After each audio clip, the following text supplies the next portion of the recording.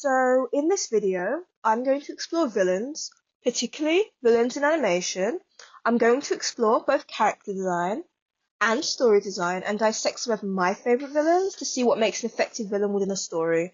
Before I do, I am going to give my avatar a villainous makeover. Better. And let's get started. First, let's start with character design. Starting with colour theory and symbolism. The basics of colour theory is the logic and structure of how colours work well together. Colour symbolism is the emotion or association with a certain colour. This is used in marketing, cultures, and character design. When it comes to villains, they tend to use secondary colours and dark colours as opposed to heroes who use primary colours. This can be seen with classic supervillain designs. Common villain colours are black, purple, green, and red. Moving on to what those colours can represent in colour symbolism. In colour symbolism, black can represent elegance, sophistication, mystery, darkness, evil, death, and grief. As for purple, purple can represent royalty, madness, power, ambition, and magic. Green can represent jealousy, nature, evil or toxic, and poison. And finally, red can represent anger, passion, strength, blood, danger, violence, or lust. Moving on to shape theory. Shape theory is used in character design to convey and communicate personality and roles within a story. It sounds complicated, but if we simplify it into 3 shapes, triangles, squares, and circles. Triangles are usually used to convey a character is dynamic, dangerous, and unpredictable. Not always used for villains, but it is one of the best ways to convey through shape theory. Squares can represent strength and sturdiness, and circles are usually used for good characters. They represent softness and being harmless and approachable. This may be used to lull the protagonist and the audience into a false sense of security for a twist villain. So now we have an understanding of colour and shape theory and colour symbolism. Let's take a look at a few villains and dissect what we can find. Starting with Maleficent from Sleeping Beauty, a fan favourite of mine. Maleficent uses the colours black and purple. We can already see the evil and dark colours in her. She also has an air of elegance about her, as well as using sharp lines, triangles, and angles. She has evil-like supernatural yellow eyes, while also having sharp devil-like horns protruding from her head, and her bat-wing-shaped robe that foreshadows her dragon form later on in the movie. She's literally the mistress for evil, and you can tell. Let's try a different show. Let's look at Captain Gantu from Lilo and Stitch. He's muscular and square-shaped, applying to his strength. Once again, dark colours, greys, blacks, and dark reds. The last villain I'm going to look at is Cozy Glow from My Little Pony Friendship is Magic. The last shape. When we look at Cozy, she looks very unassuming, doesn't she? Even that name, Cozy Glow, doesn't exactly strike fear, does it? Cozy Glow literally uses bright colours like light pink and blue. She uses circles and friendly cute curved lines, usually used for soft, kind, innocent characters. Every part of her design is supposed to look unassuming, tricking the characters and the audience. Cozy Glow's appearance is something she uses to advantage. She literally describes herself as cute and lovable, perfect example of using soft circles and shapes to trick the audience. Story design is going to be split into 2 sections. Motivation and personality traits. Also, from here on out, we're going to be in spoiler territory, so you've been warned. We're going to start with motivation. Motivation makes a key component of a good character and especially a good villain. It might be influenced by history, culture, and general personality. There are numerous things that can motivate your villain, but for this video, we'll be looking at 3 in particular and be analysing and discussing some villains that fit this motivation. They are motivated by power / world domination, motivated by jealousy, and motivated by grief. Let's start with motivated by power / world domination. World domination is probably one of the most common villain end goals. Motivated by power, many villains desire to take over the world. Many of these villains contain egotistical traits. They also vary in intelligence. For example, let's discuss Light Yagami from Death Note. Light Yagami is the titular main protagonist, as well as the main antagonist of the anime Death Note. Long story short, Light finds a god of death's notebook, called a Death Note and discovers whoever's name is written in the Death Note will die. Light decides to rid the world of criminals using this notebook and also will not hesitate to kill anyone who dares to try and stand in his way. Light's end goal is to become the god of the new world and be ruler of it. When it comes to motivation and why Light is like this, I'd say it's down to his personality. Light is highly intelligent and successful in academic achievements. He's also egotistical, arrogant, and it doesn't take long for him to spiral into a god complex and become completely ruthless. He also seems to be willing to do evil things and justify it for the greater good. It was also mentioned that this might have been derived from boredom. At the end of the day, he most likely had the potential, but wouldn't have without the power. Picking up the Death Note was the catalyst for Light's descent into villainy. For another example, let's look at Invader Zim. Zim is the villainous protagonist of Invader Zim.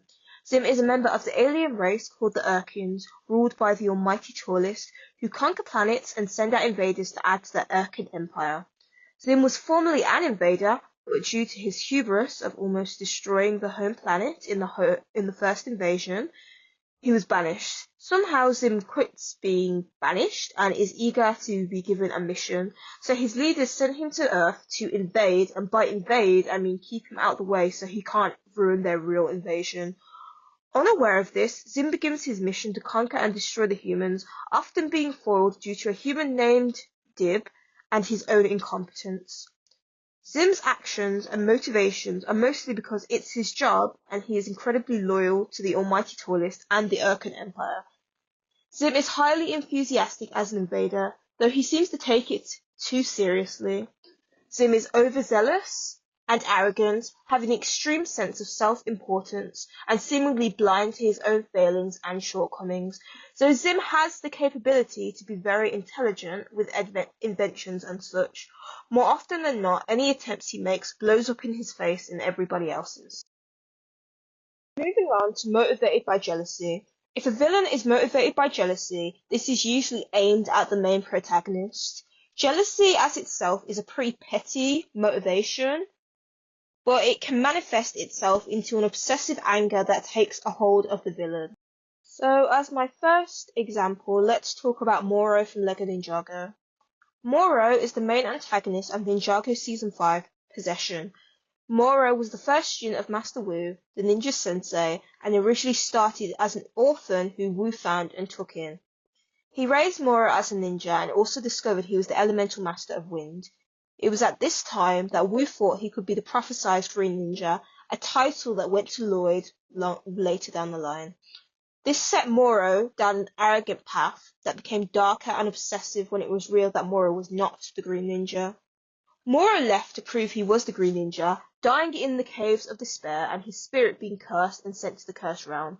For the duration of Season 5, Moro possesses Lloyd's body and seeks to find the tomb of the first Spinjitzu Master and find the Realm Crystal with the intention of cursing all 16 realms.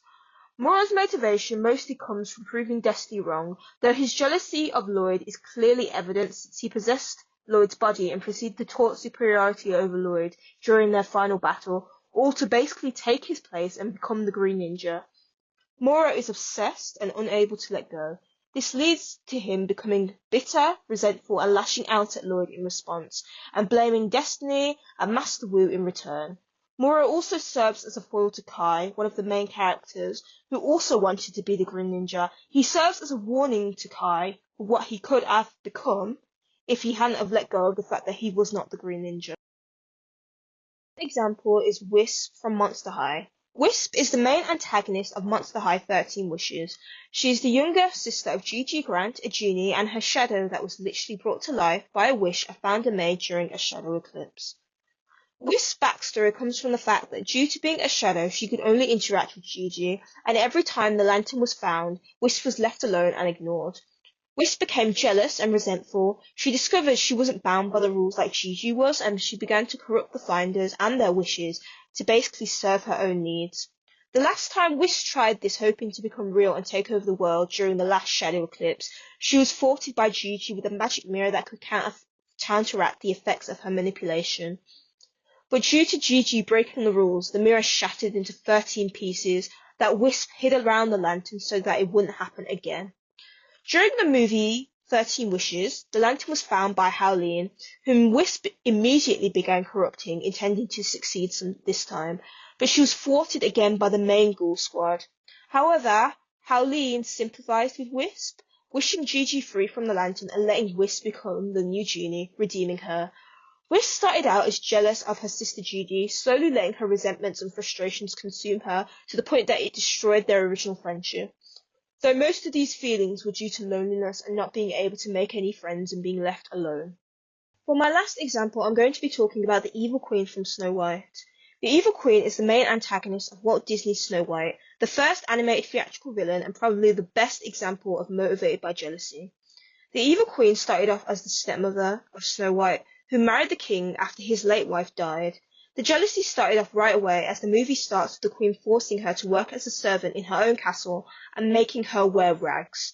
The queen is so insecure about her beauty. Every day she would ask the magic mirror who the fairest is, and she was content with its answer until it gave her a new answer, Snow White, and thus her jealousy reached new heights.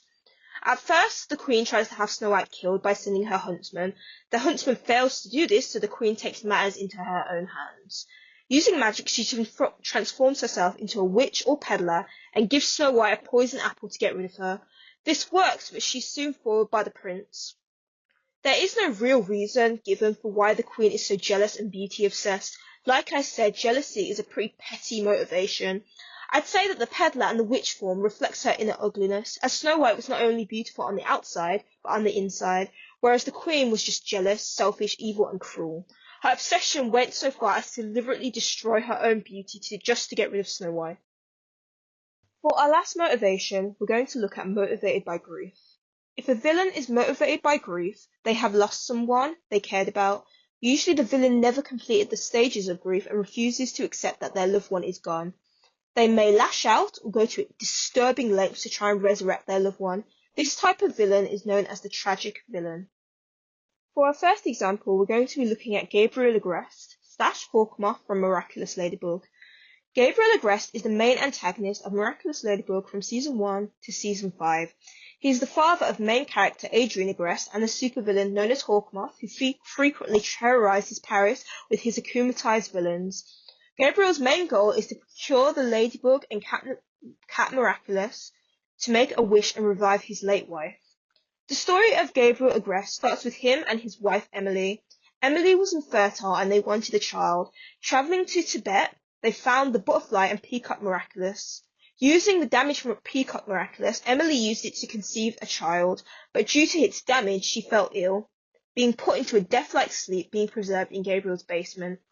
Stricken with grief, Gabriel became obsessed with getting the Ladybug and Cat Miraculous to revive her. He began to neglect and abuse his son, becoming cold and withdrawn. Soon he adopted the moniker Hawkmoth, creating supervillains to cause chaos, to lure the Ladybug and Cat Miraculous out and take them. Soon it became incredibly clear over the seasons that Gabriel's obsession consumed him, and he would do anything and everything to try and bring his loved one back. At first, Gabriel was motivated by his grief to bring back Emily, but after a while it became more of an obsession with besting Ladybug. Being defeated over and over by two teenagers is pretty harmful to an already fragile ego.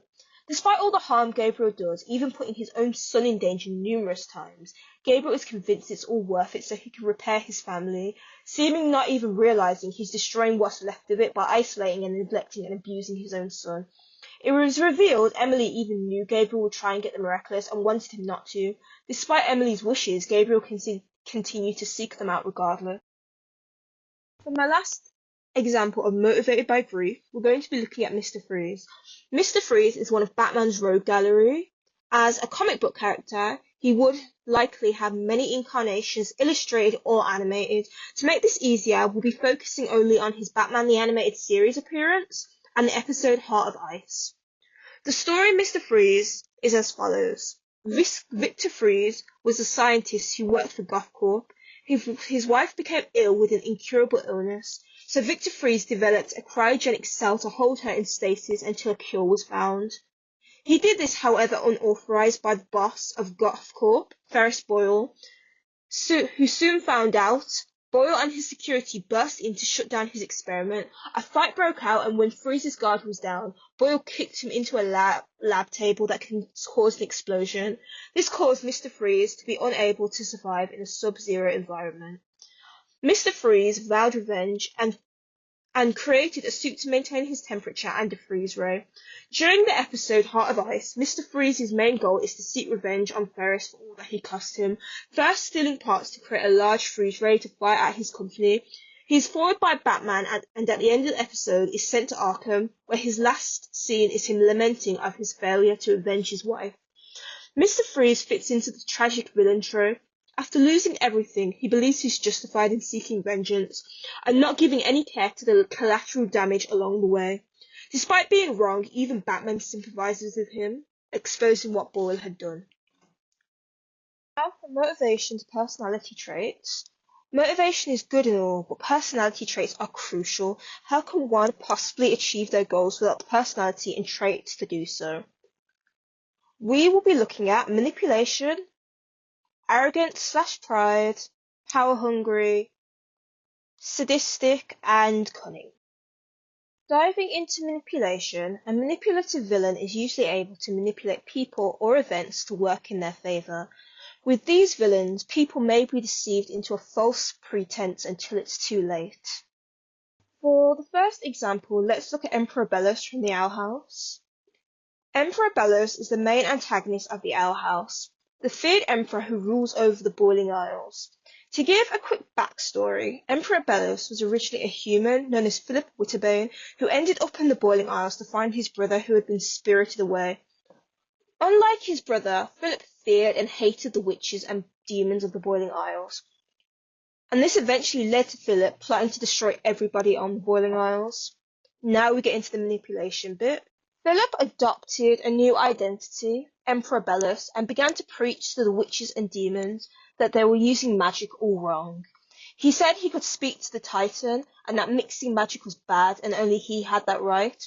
He restricted the witches' magic, enveloping them into his coven system and framing anyone who did not conform to this as a wild witch who would suffer great punishments.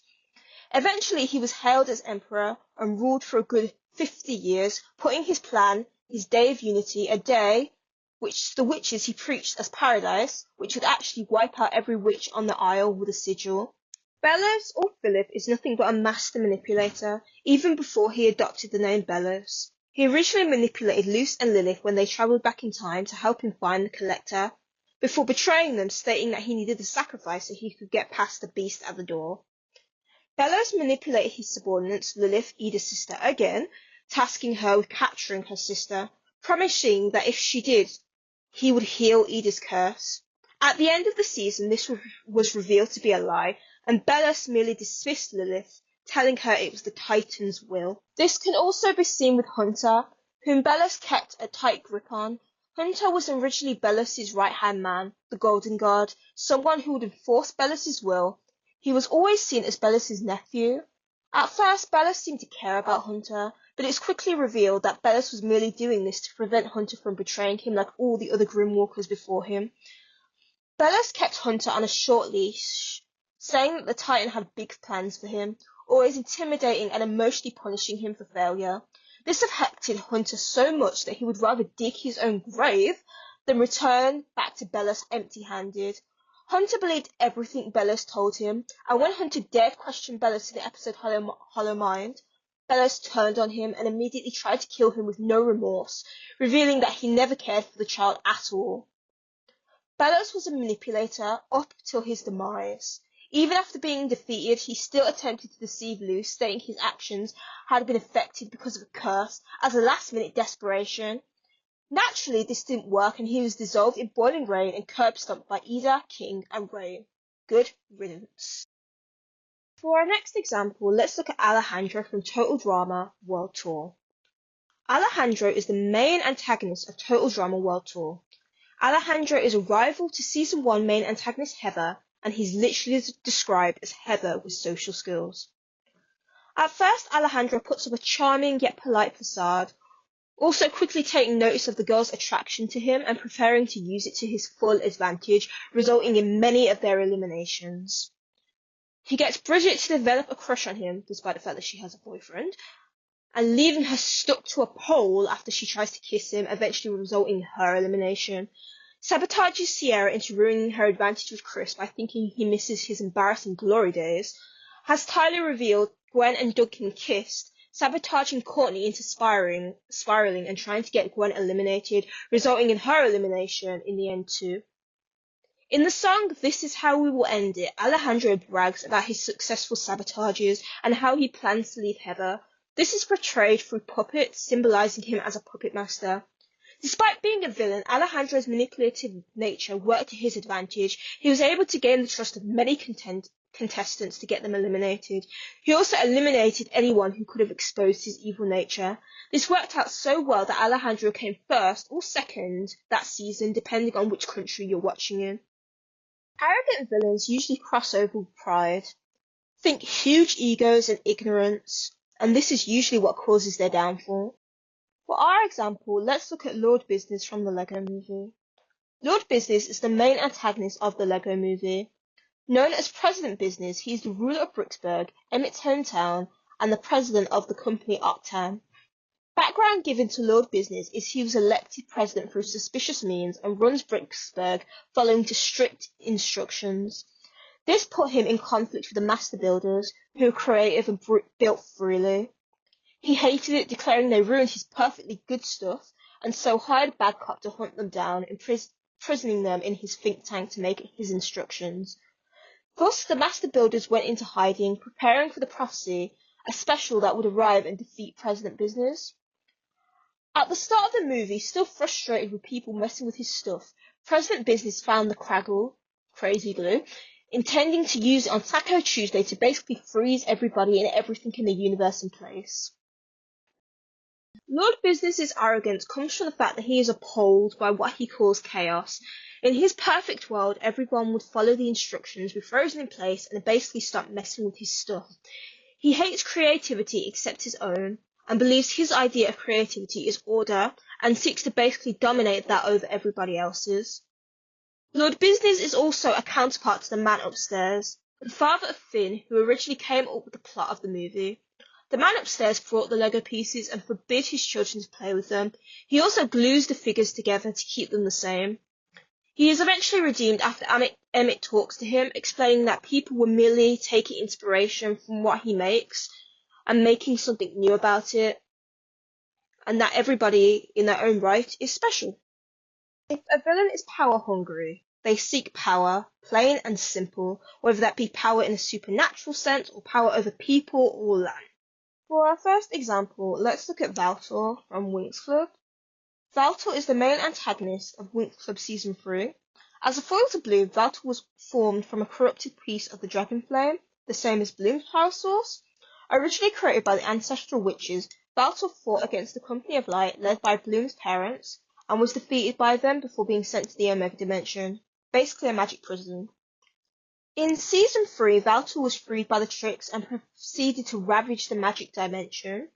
Valtor travelled from dimension to dimension, stealing magical treasures, spells, artifacts, and leaving chaos in his wake. This also led to him crossing the Winx.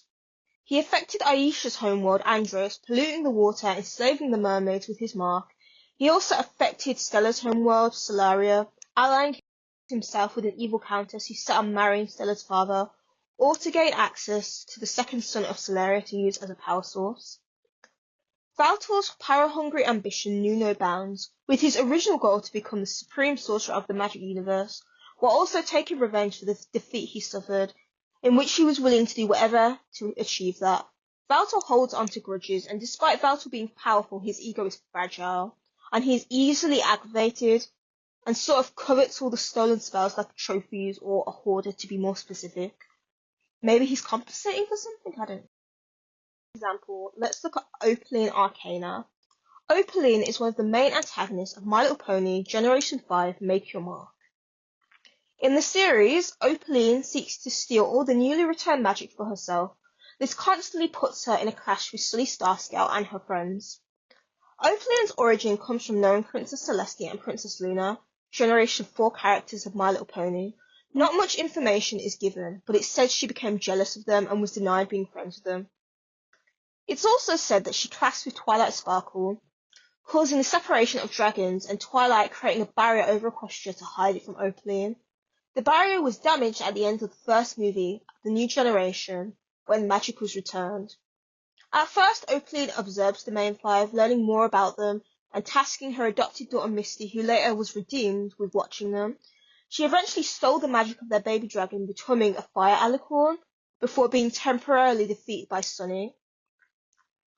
From here on out, Opaline saw out the dragons, mind-controlling two of them before going on a Cutie Mark stealing spree, stealing all the Cutie Mark magic she could get her hooves on.